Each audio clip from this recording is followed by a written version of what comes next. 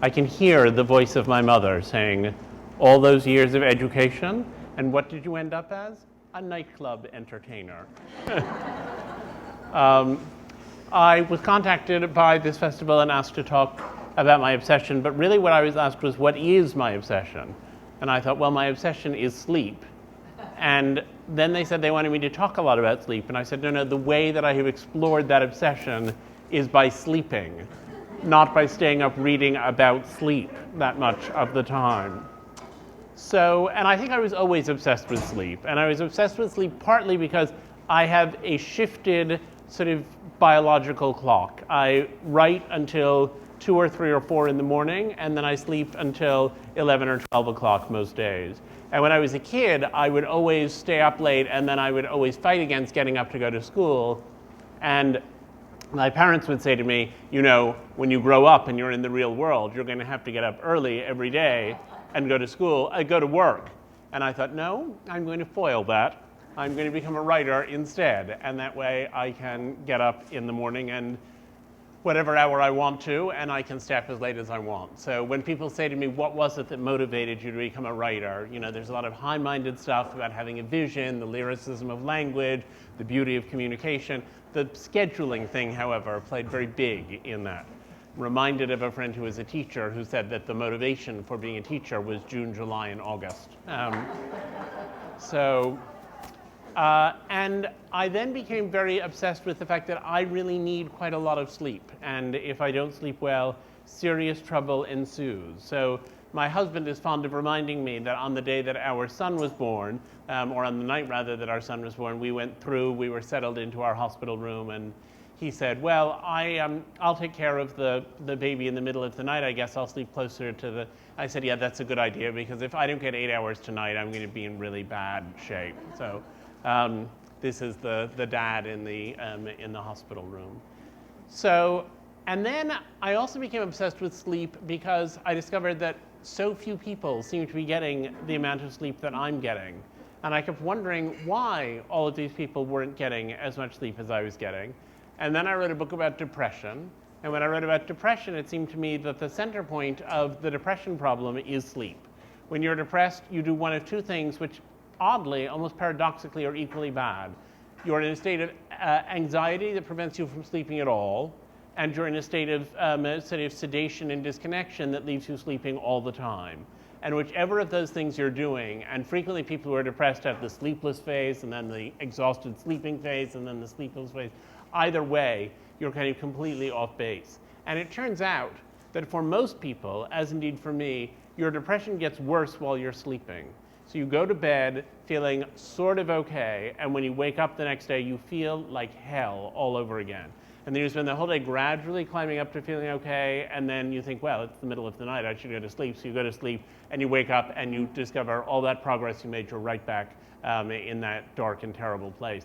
And there was work done which showed that you could actually effectively treat depression for a short time by preventing people from sleeping. The problem is that preventing people from sleeping has a lot of, shall we say, negative side effects. It's not such a great idea. And there's been a lot of work done with rats, and I actually believe in animal experimentation in science, and I hear about, you know, whatever is being done to test mascara, and other people are outraged, and I think, well, okay, but better than for humans to have these problems. The sleep stuff that's been done with rats had me totally freaked out, and I thought, those poor rats, how could anyone do that to them? But there's been a set of experiments in which the rats were simply not allowed to go to sleep at all. I don't know how you keep them awake beyond a certain point, but I think we keep poking them and prodding them and keep them going indefinitely. And the rats, of course, eventually die of exhaustion, proving that you can, in fact, die of exhaustion. We all feel like we're about to die of exhaustion much of the time, but it really can happen. And then they did an experiment in which they burned the skin of rats and then checked to see what happened if they didn't let those rats, who now had not only had their skin burned, but were also now being denied sleep, what would happen? And they discovered that they didn't recover from the burns at anything like the rate of the other rats. In fact, it took them twice as long to recover as it took the well-rested rats. And so people are always saying to me, okay, you wrote about depression. There seems to be more and more depression. Why is that? And there are a million pieces of the explanation. We have accepted depression as something people can admit to, that's not a personal weakness, that allows people to be more frank about it. That's absolutely true. There's no question that the existence of treatments for depression has made people more in touch with the possibility that they have depression, because basically 100 years ago, if you had depression and you decided to really come to grips with it, you'd come to grips with it, but there was nothing to be done about it. While now, you feel depressed, you talk to your doctor, medications ensue. But when people say, why do you think that there's so much depression, so much more depression out in the world, I tend to say that a lot of it has to do with how much less sleep we're getting. The amount of sleep that the average human being gets went down a big chunk with the invention of electric light. It went down another big chunk with the invention of television, and it's gone down a further big chunk with the invention of the internet. Now, everybody has an amount of sleep they naturally require, and how much they require varies from person to person. So there's a gene, I think it's the DECA2 gene, which if there's a particular abnormality in it, means that you need 2 hours less of sleep per night. And if you breed it into mice, those mice need 2 hours less of sleep per night. And if only someone had known enough to breed it into me, then I could have actually got more things done in life than I've been able to. But so there is a genetic basis for how much sleep we need. But by and large, the people who live the longest are the people who consistently get 7 hours of sleep. Now, I myself like to get 8 or 9 hours of sleep, and so I was a little freaked out by that 7 number. And then, helpfully, the material on the 7 hours of sleep also includes the information that having 7 hours of sleep because you set an alarm clock will not work. You have to naturally get 7 hours of sleep, and that's then correlated with living to a ripe old age. So make the most of me now. I may not be here for long. But being underslept contributes to diabetes, it contributes to heart disease, it contributes to anxiety and depression, it contributes to basically everything that has ever gone wrong with any of us. Really has been partly caused by the fact that none of us is consistently getting enough sleep. None of us ever is, none of us ever have. And the thing that's most puzzling in all of this, and that made this evening feel particularly like a challenge, is that nobody really knows very much about sleep. It's been endlessly studied. There are whole institutes devoted to it. I will read you a quote. This is from William Dement, or Dement, I think Dement.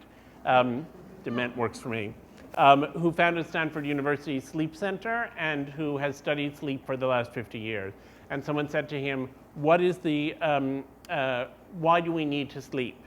And he said, and remember this is after 50 years of research, he said, as far as I know, the only reason we need to sleep that is really, really solid is because we get sleepy. I think that will give you a feeling for how much knowledge and insight we have about sleep at this point. Sleep debt I've talked about. The rats I've told you a little bit about. There's also a disease which is untreatable and incurable called fatal familial insomnia. And if you have that disease, you start off life doing perfectly fine, and as you get older, you find it harder and harder to sleep, and ultimately, you can't go to sleep at all, and in a state of acute exhaustion, you ultimately die from it, and there's nothing to be done about it. And I just thought, gee, I've had non-fatal and potentially familial insomnia, but that's a whole new level. Now, I also want to talk about napping. We have a 4-year-old son. Our 4-year-old son, whenever he is told that it is time for his nap, rises up in fury. He wants to play, he wants to do things. Why are we making him take a nap? And I sit there as his 49-year-old dad, and I think, okay, the only thing I want right now is to take a nap, and I'm not allowed to. There's that old expression, youth is wasted on the young, and I would like to add the supplementary idea that naps are wasted on the young, who have them all the time. In Mediterranean countries, of course, there's a siesta, and there is also a much lower rate of cardiovascular disease. Everyone says, you know, that popular thing, oh, they don't have so much cardiovascular disease because of all the olive oil or something like that. And actually, it turns out the siesta, when you're in siesta, your heart has to work less hard, the energy that your body is consuming is down by 15%, and getting into that state more than once a day is actually a sure way to, and so I feel like my aforementioned husband is going to live to be 117 years old because I think this napping thing is really caught on in that particular quarter. So the chronotype is what kind of sleeper you are. My chronotype is the so-called owl chronotype, distinguished from the lark chronotype. It's not because I go hunting silently in the middle of the night, though I have been known to do such a thing, but it has to do with where your sort of nexus of comfort is in your sleeping. So I've shifted on this late schedule that I've described, going to bed late and sleeping late. In the course of trying to find out more about sleep, I discovered that this can frequently be incredibly dangerous. Your lowest body temperature is at 4 in the morning. That should be the midpoint of your sleep. There are all kinds of theories going around about it, but I can't. I mean, I've tried at various stages. When I come back from a trip to Europe, I always work on what I call a program of jet lag maintenance, in which I attempt to just keep with that thing where I want to go to sleep early and I want to get up early, but it just slips away from me. And I've often said that I follow my private law of sleep inertia, which is that an object asleep remains asleep and an object awake remains awake. So I essentially never want to go to sleep, and then once I go to sleep, I never want to wake up. And in terms of my chronogram, I've always thought that if I were put in one of those weird experiments, and I've never understood how they get people to volunteer for these experiments, but one of those weird experiments where you're put in a basement, perhaps very much like this, with no access to artificial light, and you just go about your life without ever knowing what time it is, people sort of adjust, and many people go to a 23-hour day, and I think I'd go to about a 32-hour day. I think awake for 20, asleep for 12, awake for 20, asleep for 12. Seems to me like a pretty good arrangement. So that's the chronotype thing. And then there's the question of sleeping pills, which I think obsesses almost everyone who has any interest at all in sleep. Because let's be frank, those of us interested in sleep are on the one hand huge sleepers, and on the other hand occasionally afflicted with crippling insomnia. So Ambien. You've probably read all of that press saying that people take Ambien and then they get up and make lasagna in the middle of the night and don't remember having done so. So I took Ambien. I took it mostly on airplanes when I was traveling, and I was going to on a trip to South Africa, and I took Ambien on the plane, and I remember taking the Ambien, and the next thing I remember is waking up in the house of one of the people I was interviewing, who I was, I'm pleased to say, already scheduled to visit and stay with. But I woke up, and next to me, interestingly, there was a notebook full of those little scrawled bits of half sentences that you scroll down when you're interviewing someone but don't actually expect to have to remember everything. You think, oh, these will just remind me of what he said. I had no recollection. I had no idea how I'd gotten through the airport. I had no idea how I got to the house. It was a completely terrifying experience. And I spent a lot of time talking to people about various sleeping pills. I myself tend toward Xanax. It's not primarily a sleeping pill, but the thing that keeps me awake is being anxious and overwrought. I take Xanax. I'm a little less anxious and overwrought. And we had lunch recently with some friends, including several French people, and we were all talking about the sleeping pill problem. Are they addictive? Are they doing something terrible to you? Do they make you more depressed? Are we supposed to break away from them? And I, as we went along, was talking about the ones that I'd taken, and one of the people who was there, who was French, said, but you know, in France, you can get this amazing sleep aid, he said, and it actually comes in the form of a suppository, but it's unbelievably effective. And I said, oh, and someone else was at the table said, do you know that that's full of opiates? And the person who had started said, I don't think so. He said, because you can readily get it over the counter. And one of the other guests said, you know, I found out it was full of opiates, and I actually said to a pharmacist in France, I said, how is it that you can get this over the counter? And he said to me, madam, try to commit suicide using suppositories.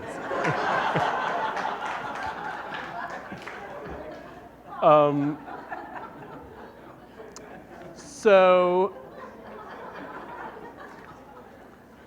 sleep is a sort of a big story here. I actually know someone who got a plane ticket to go to a wedding in Australia. He flew all the way to Australia. He took Ambien on the plane. He arrived in Australia. He started to get dressed to go to the wedding, which was that very day. he fell asleep again, and he woke up the next day when it was time to get on the train to come back, having missed the wedding entirely. So I have my doubts about the Ambien thing. My father, when I was little, used to use the euphemism all the time that various people had slept together, and I, of course, therefore have always confused slumber and sex as being somehow the same basic thing. I hope that's not manifest to anyone who's been exposed to my amorous tendencies, but there is that thing of showing how intimate sleep is by saying that you sleep together, and I actually do think that it's very intimate. I think it's not sex, but I think if it follows sex, the fact of sleeping next to someone or sleeping beside someone is a very intimate thing. And I have to say, I had imagined when I was younger that I would get married, and I thought, but how will I sleep with someone who's snoring or squirming or making noise or whatever it is that was going to be going on? And actually I found that I really love sleeping next to someone. And so the intimate quality of sleep, and I feel as though the greatest vulnerability that you can show is that vulnerability of saying, you can be with me while I'm asleep. You can see me when I'm no longer in control of what I'm saying, what I'm doing, or how I'm coming across. But I would add to that the little corollary that snoring is one of those things, one hears about one's own snoring, it's a myth that one has to somehow live with. I, of course, believe that I don't snore because I've never heard myself snore. And fortunately, so far, no one has tape recorded it, but there is always the snoring struggle. And we all know about REM sleep. REM sleep, rapid eye movement sleep, was first detected in about 1937 by Alfred Lee Loomis, who then came up with the stages of sleep. And in the sort of little world of sleep research, there's been endless argument about those stages. Are there 3 stages of non-REM sleep or 4 stages? The official line now is that there are 3. But people question it a lot. And then there's REM sleep, which occupies about 20 to 25% of our sleeping time is REM sleep. And REM sleep is the part that appears to be the most curative. And we go back to that question of why people sleep.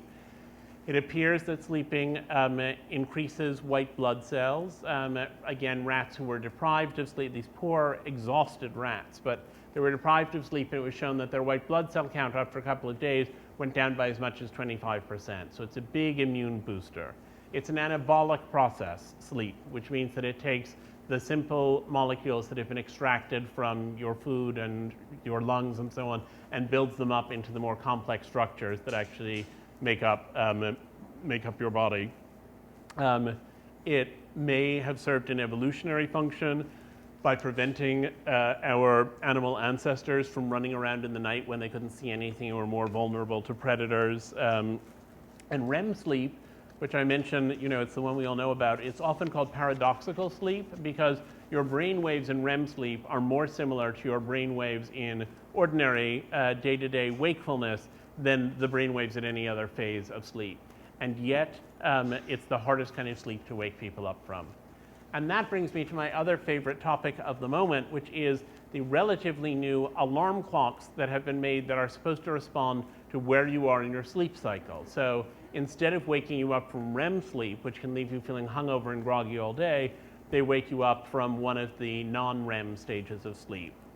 The problem with this is that they therefore can't automatically wake you up at, for example, 8:30 in the morning, or even at 11 o'clock in the morning, because you might be in REM sleep. So you go to bed with a wristband on. The wristband is hooked up to a monitor, and you allow the sort of general hour and a half in which you want to wake up. And when you're in appropriately light sleep, then the alarm goes off and wakes you up at that stage. It strikes me, the idea of having an alarm clock that woke you up at some point within a 90-minute spectrum of possibility, while very attractive to my own basic way of life, nonetheless seems to me to be a little bit beyond impractical. We've all got a circadian rhythm. We've all got a clock that's sort of directing us. There are lots of people doing shift work who are working directly against their chronotype. It doesn't usually work out very well for them. They don't live as long as the rest of us do. Think it through before you take a job as a midnight cocktail waitress. Let's see, that's the 7 hours. Oh, and then I just think it's interesting to know that almost all animals sleep. There are some fish who appear not to sleep, but many fish are able, and marine mammals are able, half of their brain goes to sleep and the other half stays active so they can keep swimming around in the water. And then the other half goes to sleep and the half that was previously asleep wakes up. Seems to me such a convenient arrangement if one could only muster that for oneself. And how long animals sleep is frequently correlated with their size as well as a variety of other things. But elephants and giraffes sleep on average only 3 hours per night. That's from the fun and interesting trivia portion of this talk. People who don't sleep have more behavioral problems. So I've said, hopefully you will now go out and say that one of the reasons we see so much depression is because people aren't getting enough sleep, but it's also, frankly, one of the reasons that we perhaps have seen a lot of crime is that people aren't getting enough sleep. And then they try to compensate for not getting enough sleep by consuming a lot of caffeine or consuming other less obviously readily available substances, which by and large exacerbate their feelings of anxiety in the way that stimulants do. I think that I will now go to the Q&A thing, except to say that one of the revelations about which there are, you would not believe how many articles, is that exercising helps you to sleep. If you do a lot of exercise during the day, you will be more tired in the evening. And I'm grateful to live in a country in which research is developed to that astonishing conclusion, as well as to so many others. So that's me on sleep, and now we can have a dialogue about it. Thank you.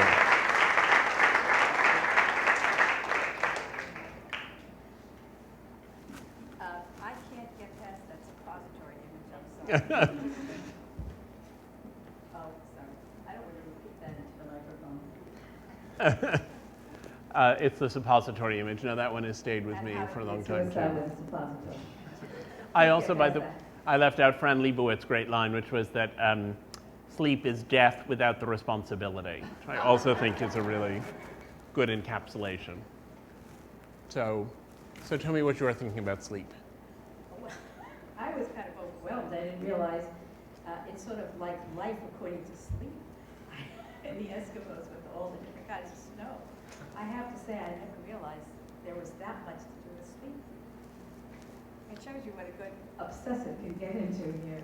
It's a good, I mean, in general, if you're living a healthy life, it should be a little less than a third of your life. And I just think we should pay some attention to it. And after all, you know, Freud was full of all of that, oh, your dreams are full of meaning, and you can find out what they are. And then you say to sleep people, what are your dreams? And the most current theory, which has, I think, almost no grounding in scientific fact, but is that your brain produces these random bits of information because it's kind of powering down while you're asleep and then powering back up before you wake up. And your conscious mind then tries to take all of those completely random things and put them into some kind of coherent narratives. But, you know, there's that phase, I love these two words. There's the phase when you are falling asleep, which is hypnagogic. You're hypnagogic. And then the thing I really love is when you're waking up, you're in a hypnopompic state. It's fun to say. You should all feel free to say it. Hypnopompic. But I think dreams remain incredibly confused. You're an analyst. Do you work on dreams? Yes. I was just going to ask you, what do you think? Because dreams are, how do you feel about dreams? I mean, does it work its way into your consciousness given all your ideas about sleep? I'm always very interested in the relationship between dreams and memory because I tend to remember my dreams unbelievably vividly for about 3 minutes, and then they are gone. They are just gone, and I think why, I don't have a great memory in general for anything, but I think why is it that they disappear so quickly? And you're, I believe, a Jungian, and there was this incredible book of Jung's drawings from his dreams that was published a few years ago. The Red Book, exactly. I mean, it has drawings of other things too, but drawings of his dreams. I can't draw, but I thought, wouldn't it be amazing to have drawings of all your dreams? And then I thought, maybe not. Maybe it would not be amazing to do that. There's that moment, and here I go from the occasional high literary illusion down to childhood, but in The Voyage of the Dawn Treader, one of the Chronicles of Narnia, there is the island where dreams come true. And as they're sailing toward this island, they have this thought that it will be very pleasant and that what's going to come true are the sort of daydreams where one imagines that one has won the Nobel Prize and that the entire world is gathered in youthful praise and that incredibly beautiful people are eager to sleep with you at a moment's notice and so on and so forth. But actually, what happens in the island where dreams come through in the Chronicles of Narnia is that all of these horrific things rise up. And I love sleep, and I occasionally have dreams that are very joyful and interesting, but I often wake up from vivid dreams feeling disturbed by them and anxious about them. So I don't know how your patients do with that, but. Does that have anything to do with the drugs? That they're more vivid, like on Xanax or Ambien, or you don't? You know, I don't think so, because I don't take Xanax or Ambien that regularly. Ambien, I can't even remember what I did while I was awake, much less what went on when I was asleep. So may have been very vivid, but it's lost to us all. And Xanax, I don't think makes one's dreams more vivid. But I definitely think, I mean, I had depression, I wrote a book about depression, I take antidepressants. I think the antidepressants have strengthened my resolution to sleep enough always. And when people say to me, well, what do you do if you feel a depression is coming on? I say, okay, if you sleep all day, you're going to feel really terrible, but regularize your sleep and get it under control. That's what you really need to do if you want to be okay. You really do see that then as the center of your health and psychological health, the sleep. Yes. You're not kidding. I mean, you're serious. I mean, I work on nutrition, but I actually like eating a lot of things that aren't good for you. And I try to work on exercise, but it's my least favorite thing there is to do. And then there's sleep, and I think sleep is good for you. And I would happily go to sleep right now if it didn't seem rude to all of you who've paid to come in and hear me this evening. It's like dark chocolate and red wine. Exactly. I'm up for those too. If anyone has a stash. I actually don't like having good dreams because then I wake up disappointed. It's true, actually. I've had that experience, and then you think, how can I get back there? And I love that whole further children's books, but the whole Alice in Wonderland idea that, you know, maybe this is a dream and you're all exist only in one of our dreams, and you know, if we woke up, everything would disappear. I mean, that question always in dreams, it's very odd when you have a dream and know that it's a dream, as opposed to the dreams you have where you think that it's reality and then you suddenly realize that it's a dream as you're waking up. There's that little, as it were, hypnopompic moment of disillusionment that comes with waking up. And waking up, really, when I was little, my father is a sort of captain of industry type. He wears a suit every day. He has meetings with shareholders and other executives. He's a man of enormous dignity. Many people find him somewhat intimidating. When I was little, because I had so much trouble waking up, my father would come in every morning singing, "Jolly, jolly, jolly, jolly, the wake-up man is here, jolly, which I hated. I hated it more than anything. And then he would come over and he would tickle me while continuing to sing the Jolly, Jolly song.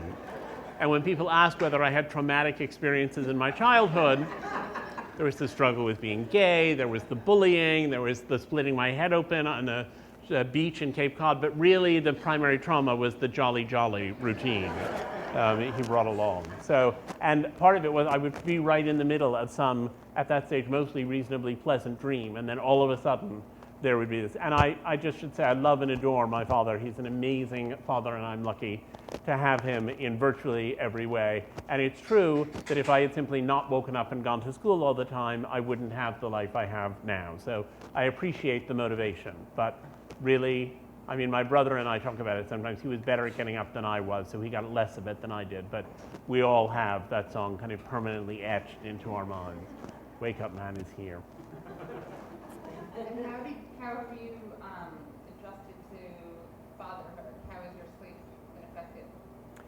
Well, the great thing about fathering children with my husband John, who's here someplace in the audience now, is that he's essentially a morning person, and I'm essentially a night person, which means that I'm usually up until at least 3, and he's usually awake by 6. And it means there's only about a 3-hour period when both of us, either, you know, someone would have to be woken up to deal with a crisis or emergency. So, and I'm I'm afraid that my children have reached the point now of beginning to say, why don't you eat breakfast with us? Why aren't you awake in the morning? Why aren't you there? And taking exception to my schedule. And I'm hoping that the period in which they will cease thinking that it's bizarre and aberrant and begin thinking that it's a charming eccentricity is not far off. But it has to be said that I also, once I'm asleep, I'm a very sound sleeper. Everyone seems always to take a kind of weird pride in being a light sleeper. Oh, I hear everything. Oh, well, when I'm there, a traffic car goes by, it's like the Princess and the Pea or something. And I actually can sleep through almost anything. And the first time that our son was really sick, John was helping him all night and singing to him, and I managed to sleep through the whole thing. He claims without so much as a shift in the rhythm of my breathing while our infant shrieked at the top of his lungs. So how has fatherhood affected my sleep schedule? Less than it should, I think is the short answer. Should we open it up to the audience? People in the audience have questions, I assume? Okay. So we have an extra mic, or are we just going to have them project? Repeat the questions. Okay, I will repeat questions. Okay.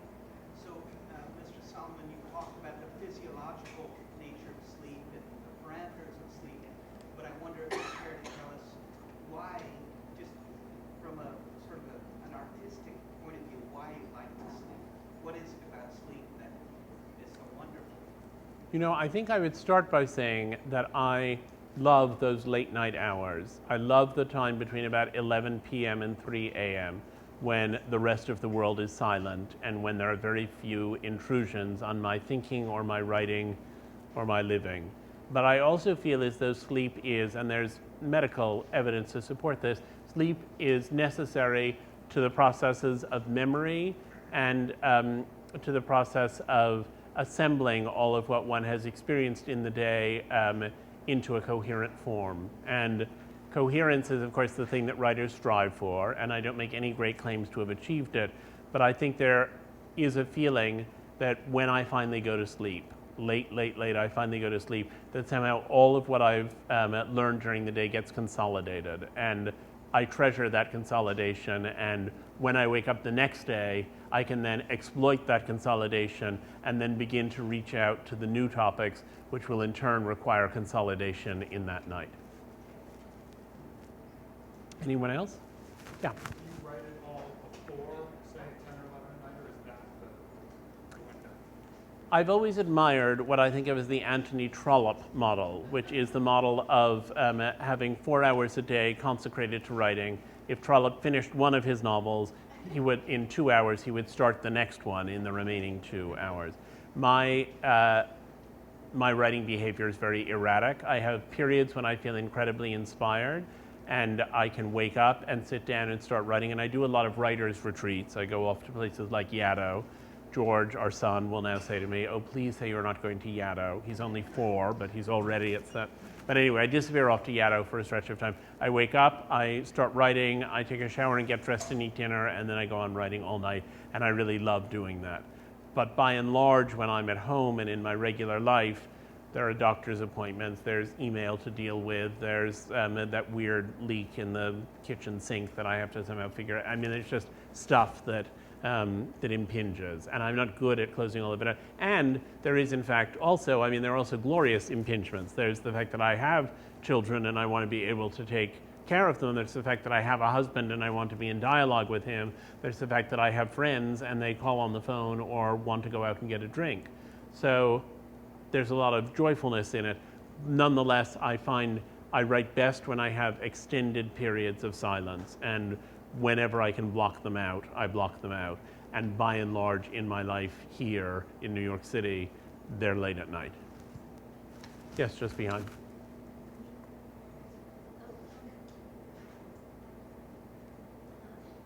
When you published that article on depression in January 1998, the New Yorker published it, I took it to India and I just gave it to everyone. I even have a therapist that really thanked me for it. I'm Jane, the tap dancer. You were going to want something. Oh my goodness. Wow. Yes, we've had endless correspondence, but I mean, not endless. We've had glorious correspondence, but I mean lots of correspondence. And we've never actually met face to face. Hi. Hi. Hi. So I was just told, I didn't, your bio here mentions nothing about your studies of depression. Your father sounded like this amazing person. You want me to talk into the mic? Okay. But I guess just for the audience here, I just wanted you to really define the difference between being down and really having clinical depression. Because a lot of people are young here thinking, haven't read that article that you wrote. That was so amazing. Well, thank you, and I'm just so thrilled to meet you in real life in 3D at last. And so the question of the relationship of what the difference is between depression and being down, we suffer from a linguistic impoverishment in English because we use the word depressed to describe how a child feels when his baseball game gets rained out, and we use the same word to describe someone who is paralyzed and catatonic or who has thrown himself in front of a train. And I think that that's really a problem. And yet at the same time, I think that there is a continuum between ordinary down feelings and depression. Depression represents a kind of hyperactivity of the system of sadness. And sadness is an unbelievably precious thing for us to have. I mean, if I were married but thought, well, if something happens to my husband, I'll just get another one, it wouldn't be marriage as we know it. The intimacy lies in the anticipation of sadness, the sense of sorrow about the possibility of loss. And if we were to take sadness out of the human experience, we would have a very much reduced experience. There's a reason that people write and go to see tragedies. Depression is mostly a state not so much of feeling sad, but of feeling paralyzed. I think the opposite of depression is not happiness, but vitality. And that people who are really severely depressed, it's not simply that they aren't feeling much joy, though they're mostly anhedonic, which means that they do not in fact get joy or pleasure out of anything much. But it's that feeling of paralysis, that feeling of nullity, that feeling of blankness, that feeling of purposelessness in which everything seems to be so heavy and effortful. I can remember being depressed and thinking I should eat, but the idea of getting out the food and putting it on a plate and cutting it up and chewing it and swallowing it all seemed like more than I could begin to imagine. It was the Stations of the Cross for me when I was really depressed.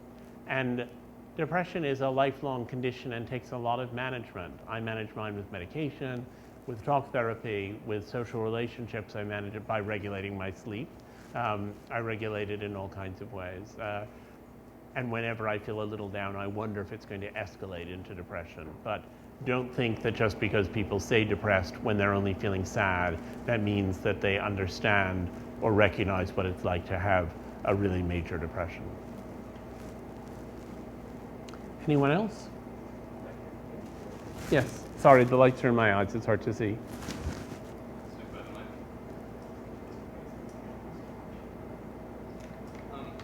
Pretty simple question. Hi. I was just wondering, I mean, you discussed dreams a little bit, but have you explored night terrors at all? Because I think that's have you explored night terrors at all? Night terrors are actually, it's a very interesting question. It's whether one has explored night terrors. Night terrors occur during NR3, which is a non-REM sleep stage 3.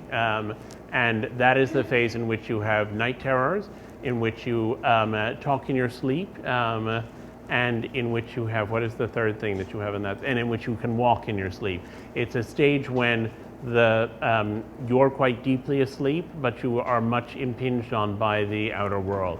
And especially people who have apnea or for some other reason are awakening in the course of that sleep and then falling very rapidly back asleep will often express themselves and say things and will feel those terrors. And I think night terrors are related to the fact that actually the world is terrifying and life is terrifying, and it's a permanent optimism for us to get through the day without feeling them. But when they come, they're incredibly acute. And some people have wakeful night terror. So instead of just having that thing where they're sort of asleep and can't quite follow, you lie there in bed and you suddenly think, I'm going to run out of money. I'm going to run out of money and I'm not going to be able to support myself. or you suddenly think, my kids are going to grow up and they're going to say, why were you out performing late night cabarets instead of being at home with me? Or whatever it is that you think, and you think they'll never love me. I'm going to grow old and be alone, and it escalates, and you find yourself going to these extreme points. Night terrors are often said to be primarily an affliction of little children, but they really aren't. Most people have experienced at 4 o'clock in the morning that sense that somehow their life has become impossible, untenable, and they won't be able to get through what they need to get through. And sometimes I've said to people who've said, what does depression feel like? I've said, if you can get to that night terror feeling, if you can remember what that's like, and then imagine it lasting for 6 months instead of disappearing when the sun comes up, that's what depression is like. So.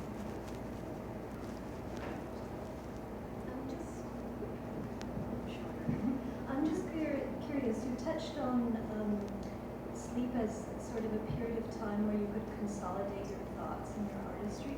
I'm wondering if you ever find yourself very productive during sleep.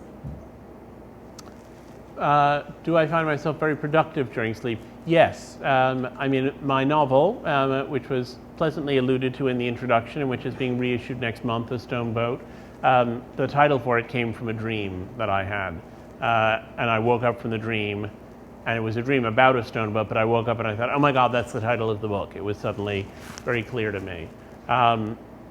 You know, I sometimes think that there's the question that people who hear voices have to deal with, people with psychosis. The question of whether the voices are egosyntonic. So can you tell that the voice is coming from inside your own head? And sometimes when I wake up from a dream and I have an idea that I didn't have before I went to bed, it almost feels like cheating. I feel like, but I didn't really think of that, it came to me in that dream. And I have to remind myself that the thing that was dreaming was my own brain, and that whatever has come to me, actually whatever part of the creative process has emerged from dreaming has emerged from me, and it's not from something else. But yes, I've often found, I mean, sometimes I go to sleep thinking there's a problem, and I wake up and I think, I know what I'll do. And sometimes I go to sleep and there's a specific thing that comes to me in a dream that I'd never thought of before, and I become fascinated by it. I will tell you that I also sometimes wake up in the middle of the night with the sense that I've had a dream and things have become really clear to me. And so there was one night when I remember I was asleep and I woke up briefly and I went back to sleep. And when I woke up in the morning, I thought, I had that dream last night and I figured out the title for the depression book. I thought, that's amazing. And I thought, I think I actually got up and wrote it down. This is so great. I've needed a title. Here there finally is one. And I looked at the little piece of paper beside my bed and it said, Tales from the Dark Side.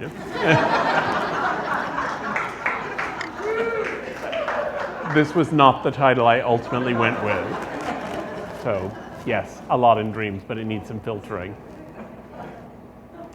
Anyone else?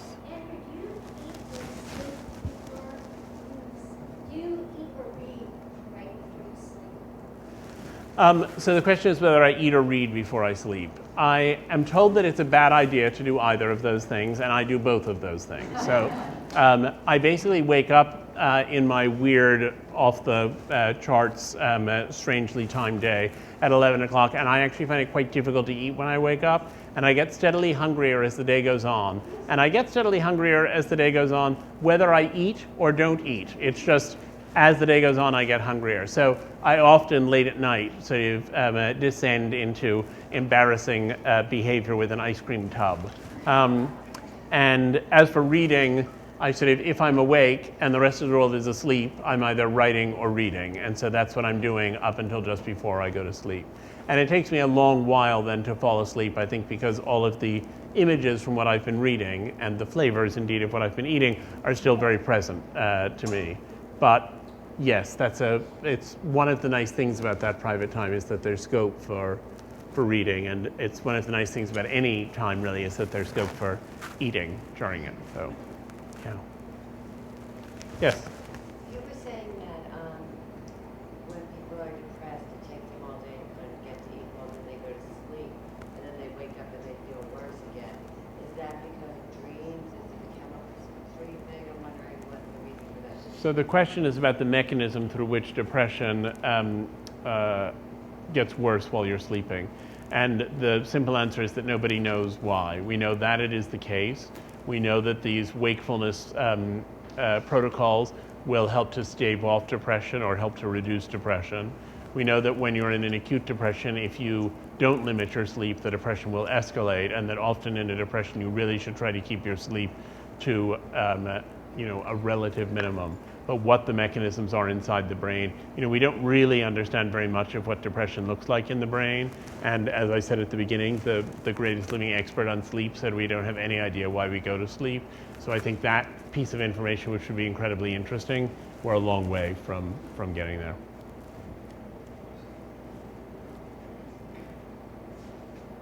This is a rather intimate question, I'm afraid. So I just wonder, what's your sleeping position? How do you relate to space while you're asleep? Does it vary over time? And also, do you move during the night? There are others who could perhaps answer that question better than I could. But it was rather odd. I sleep frequently in a semi-fetal position, sometimes on my back, but often in a semi-fetal position, and often with my head resting on my hand, even lying down. And it had been commented on that I slept in that peculiar position. And then when our son was about 6 months old, we went in and there he was sleeping in that exact position. And I thought, wow, it's not, it certainly isn't something I've modeled for him. He hasn't seen me asleep very much. It must be there in the genetics. I always grew up with that thing that, sleeping on your back is supposed to be the imperial king position and shows you're a master of the universe. Sleeping tightly curled in a fetal position means that things are going seriously awry, and sleeping in a semi-fetal position basically means nothing at all. And I was a little disappointed that that was the way I tended to go, but there it is. And I'm not convinced that people who sleep on their backs rule the world, but the study should be done. Yeah. Hi, I'm very interested in that moment when you're still awake but almost asleep. I call that conscious oblivion, and I always try to extend it. I'm wondering if that interests you at all. That is the hypnagogic moment. And there are some people who claim, I'm not among them, but there are some people who claim that it's in that moment that you actually have visions, not very substantial ones, but of things that will happen to you over the next few days. So, I had dinner last night with a friend and she said, I go into this hypnagogic state and I suddenly see a box of Tide on a black surface. And 3 days later, I'm at someone's house and I go into their laundry room. I don't know why she goes into their laundry room, but I go into their laundry room and there's a box of Tide on a black surface and so on. They often feel prescient, those moments. And I think that there's a lot of thinking through that comes then. I often find myself thinking, if I don't pull myself into being more awake, I will very shortly be asleep, which was my objective. And yet what I have just thought through and figured out while I was lying here in this semi-slumbering state is so interesting that I feel I don't want to lose it, and I will lose it if I go to sleep. And sometimes I get up, and more often I just go on to sleep and the thing is lost. Yeah.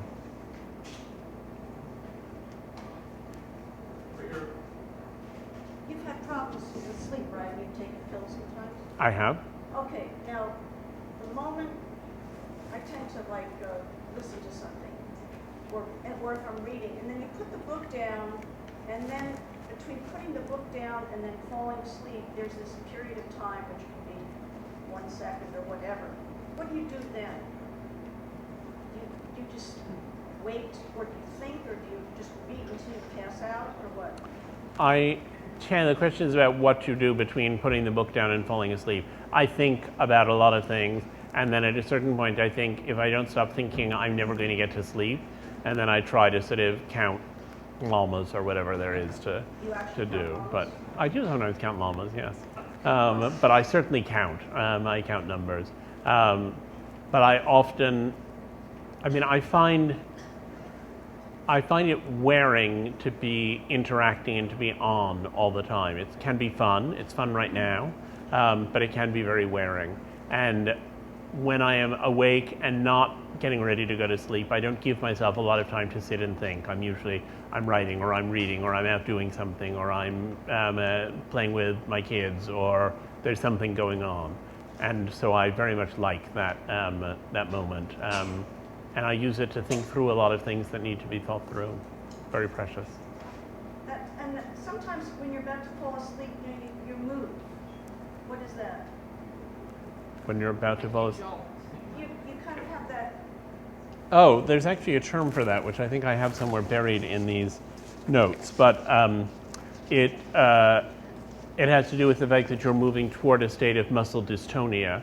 When you're fully asleep, your muscles aren't being commanded by your conscious mind, and it's almost the blip of transition from your being in control, conscious control of what you're doing with your muscles, to this unconscious process And your taking muscles over. are rebelling for a moment because they're going to have to be put to sleep. I think they're just disconcerted for a moment as the command center switches. You may have sort of touched on this, but do you tell yourself things before you go to sleep that you want to have solved in the morning? I'm a poet, and sometimes I say, I need to get something more out of what I'm working on, and when I wake up in the morning, it'll be there. And if you do that, is it there? Right. Well, I do sometimes go to sleep with thoughts of what I want to fix or accomplish, and sometimes I wake up with a solution, and sometimes I wake up with a feeling of unremitting despair. So it can go either way. But there's no question that one is aware that the sleep process can sometimes solve things, and often I find I go to sleep obsessing about something, and I wake up in the morning with a resolution of one kind or another. Yeah. Yeah, I was wondering, why do you think that are so different the things that we write at night than the things that we write in the morning? Because sometimes it happens to me that I feel like it comes from a completely different person. So the question is about how writing at night differs from writing in the morning differs from writing in the evening. You know, I think we all are different selves at different stages of the day, and I think there's a freshness to the morning, and there's a richness to the evening in terms of what one has experienced in the day. You know, by the time you get to the end of the day, your mind has had a lot of thought going on, and sometimes you're able to focus much more narrowly and much more clearly, precisely because of all the press that's been, you know, coming in, because of all the things you've seen, because of all the things you've read, because of all of what's happened. And sometimes what you need is the sort of that freshness of the morning when nothing has impinged yet. In effect, if you write before you interact with people, you're writing with a pre-social self. And if you write after all your interactions with other people, you're writing with a post-social self. And those are two different selves. Could you please talk about sleep and meditation? So I'm not an expert on meditation by any means, but I think meditation is frequently a way to accomplish some of the goals that are accomplished in sleep.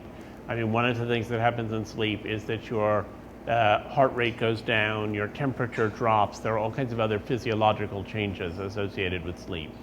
And a lot of those physiological changes are also associated with meditation. It's a state of calmness and containment, which is very precious.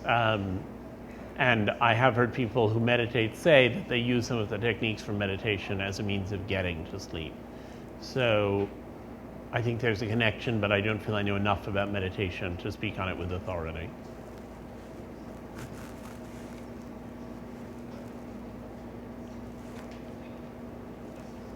When I read The Golden Notebook by Doris Lessing as a teenager, it seemed a perfectly rational book. There was no such concept as magical realism at that time. And what shocked me at one point was that the therapist, the book is basically about the two great ideas of the 20th century, Marxism and psychoanalysis. And the analyst says to one of the characters, now you go home and dream about X, Y, and Z. And I thought, this is really off the wall. You know, how can you command somebody or instruct somebody to dream about something? And then sometime later I found out from a psychologist or psychiatrist acquaintance that this could actually be done, and it can form part of therapy even. I'm asking both of you, or either of you, if you have any experience with this or any, it's fascinated me ever since. you want to take that one? Yeah, I wasn't quite sure what you said, that from reading the book that you would then start a process of dreaming. No, it had nothing to do with reading the book. In the book,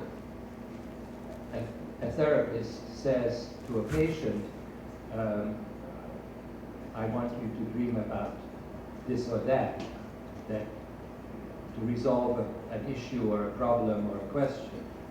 I think the question is whether your conscious mind can control what you dream about. Can you make yourself dream something? Have you ever had such an experience? I don't know that you can reliably make yourself dream something. I don't know that you can consistently say, well, today I'm going to dream about X and do it.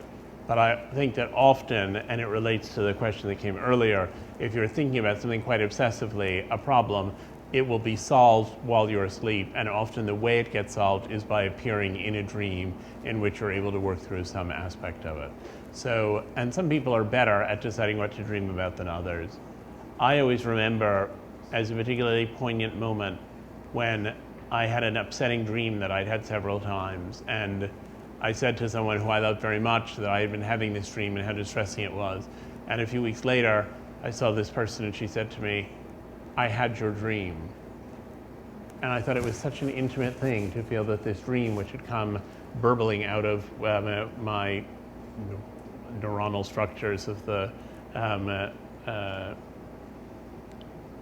brain, had somehow been something that someone else could incorporate into their lives. And I always thought that that was in a way the very definition of intimacy and love, was to be able to hear someone else's dream and have it yourself, to incorporate it into your own experience.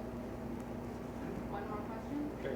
Is there any understanding of the biological alarm clock? I talk to people, they can set it for 7, they just wake themselves up with pretty much 7 on the dot. Is there any understanding how the brain does this? You know, I've always wondered about the biological alarm clock, and I'm impressed by people who have it. I don't have it myself. That being said, I often, when I have set an alarm, find that I wake up 5 minutes before the alarm is due to go off. So there's something in my body that's keeping time and that knew to wake up then. One of the things that became very interesting to me in looking at sleep is that there is a state, and I'm trying to remember what it's called, but it's essentially a state of delusion in which people believe themselves to have had less sleep than they've had. So people will get up and say, oh, I was up much of the night, I only got 4 hours of sleep. And the clinicians who are watching this person sleep say, no, you had 8 hours. It's like anorexia. The clinician says, no, you had 8 hours of sleep. And the person says, no, I was up a lot. No, the person, I was watching you the whole time. We got it on videotape. You slept for 8 hours. There's always that sense of it. So how one understands the time while one is asleep varies enormously from person to person. But I think that one can actually, I mean, there is enough consciousness going on in the body so that it monitors more or less where you are time-wise. And what's surprising to me is the precision with which it can sometimes do that for some people. I mean, to be able to have a body that sort of knows you should wake up early or that you can sleep until late is one thing. To have a body that actually knows when it's 7 o'clock seems extraordinary, given that in our conscious lives, I mean, if I don't look at my watch right now, I won't know how long I've been up here. I know roughly how long, but not really how long. I think it's another of the miraculous mysteries, and I feel bad about saying over and over again these things are mysterious, but A, I'm not a sleep researcher, it's just sort of an obsession, and B, there really is so little solid concrete science on this front. Thank you so much. Thank you.